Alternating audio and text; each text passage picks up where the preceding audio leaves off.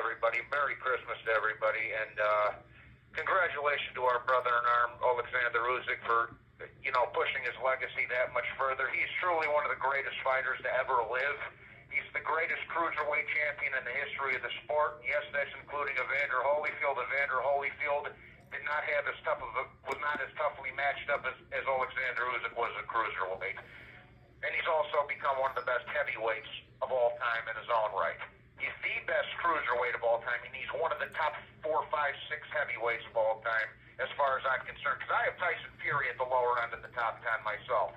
So what does that say about Usyk, man? He's one of the best to ever do it. It's that simple, and all I wanted for Christmas this year was for Usyk to win the big fight and my dad to be healthy. And God bless my dad. Some of you guys know that the battle with lung cancer he's been going through the last few years. So that's all I wanted for Christmas this year was Usyk to win the big fight, my dad to stay healthy, and I got both of those wishes granted from God. Thank you, Jesus.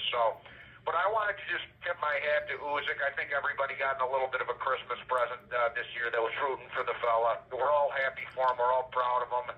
And, it couldn't have happened to a better guy. All he does is pray, take care of his family, go to church, and try to help the disabled veterans back in Ukraine there and help his people out and do whatever he can for them. He's just a good man, period, inside and outside of the ring. And I've said this before, and I'll say it again.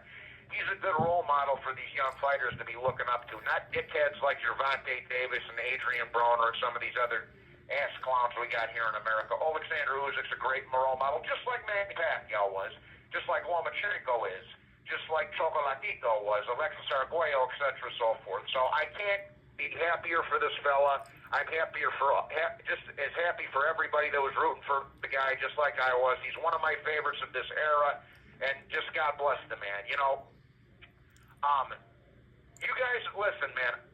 I've said this on Twitter a few times, and I'm going to say it again. Usyk would beat the shit out of your dad's favorite heavyweight. It's that simple.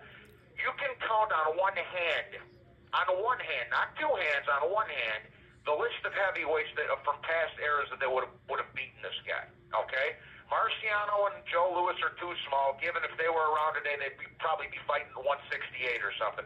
Too small, too flat-footed. George Foreman, I love big George Foreman. No disrespect to the man, but he would have got outboxed by Alexander Usyk. The power, if Fury's not knocking him out, Joshua's not knocking him out, he's not going to be able to get his big shots off against Alexander Usyk. Usyk outboxes him. Lennox Lewis, who I'm going to talk about even further, he gets absolutely fucking chinned. That clown was always overrated, and I'm going to get into that more later. Vladimir would have been interesting. I don't think him and Vladimir ever would have fought, considering that, they're both Ukrainian and one looks up to the other. Ali and Larry Holmes might have been able to beat them both in their prime. Maybe a prime of Holyfield, Tyson, maybe, But the point being is he's earned his spot up there, probably surpassed some of them guys, but at least among those guys at the very minimum. You're gravely mistaken if you don't think Alexander Usyk could hang with, if not beat any and all of those guys. And I'm not saying he beats all of those guys, but he at least hangs with all of them, gives all of them hard fights. With no disrespect to any of those legends, that's just the reality of it.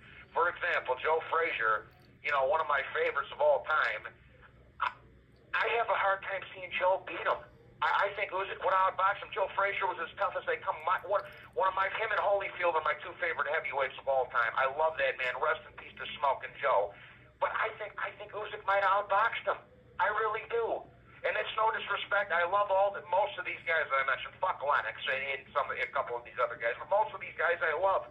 It is no clearer right now that Alexander Usyk is pound for pound the best fighter on the planet. And yes, that's including Inoue. Yes, that's including Terrence Bud Crawford.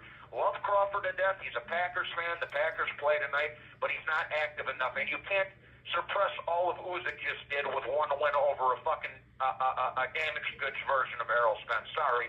I have Inoue number 2 right now. I think 3, 4, and 5 are between Bivol, Beterbiev, and Crawford. You can rank him in any which way.